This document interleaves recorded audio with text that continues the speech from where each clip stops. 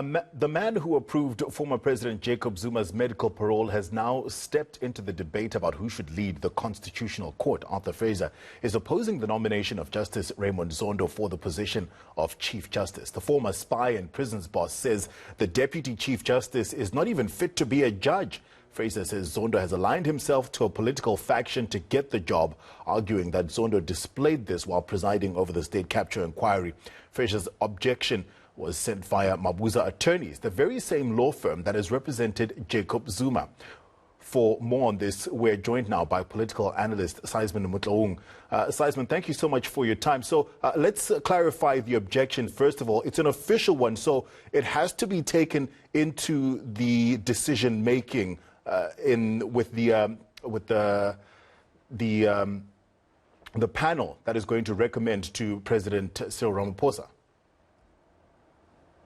Yes, definitely. I think what we also had was President Ramaphosa inviting the public to recommend people whom can be considered for nomination as Chief Justices. So this is part of that process where if one is also disgruntled about those who have been nominated, you can also dispute that process as well.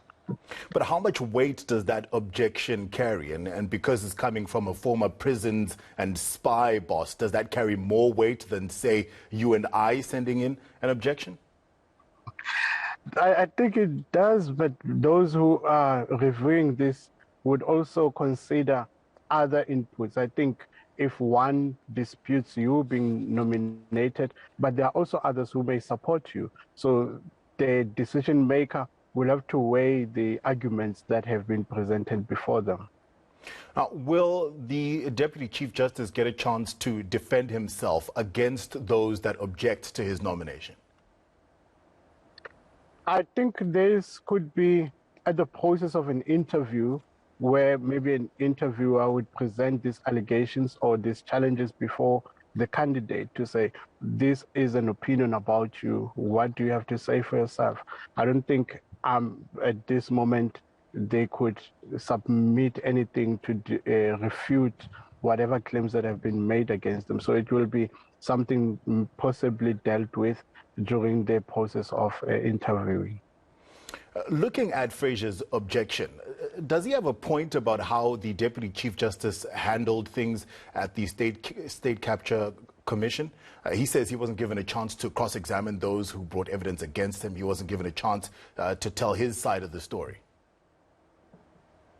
Yeah, I think there are many people who have complaints about the Zondo Commission as to who has been indicted or rather subpoenaed to appear and who has been excluded. So the commission itself is marred with those controversies, and there are people who even appeared but felt that their show before the commission was not enough.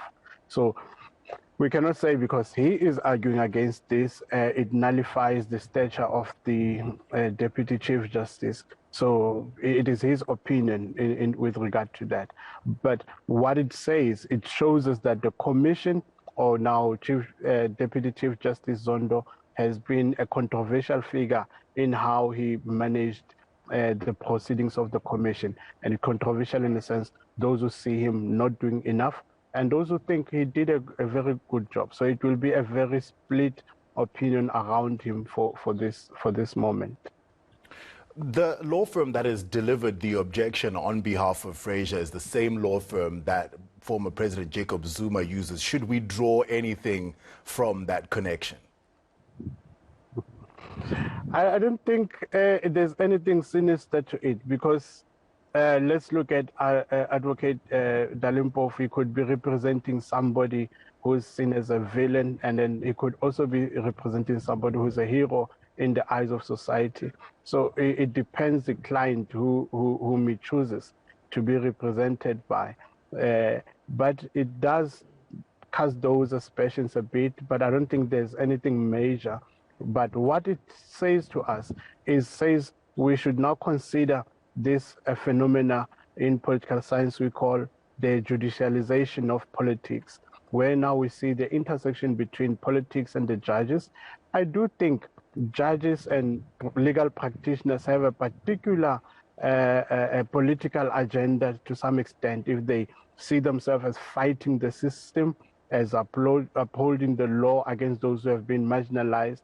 So if a representative decides to take a case of a client whom they think has been ostracized, it is their choice to decide which case they take forward. But I don't think it is anything sinister in this process. All right, Seisman, thank you so much for your time. Political analyst Seisman Letlhogonolo speaking about Arthur Fraser's objection to Deputy Chief Justice Raymond Zondo's nomination as Chief Justice.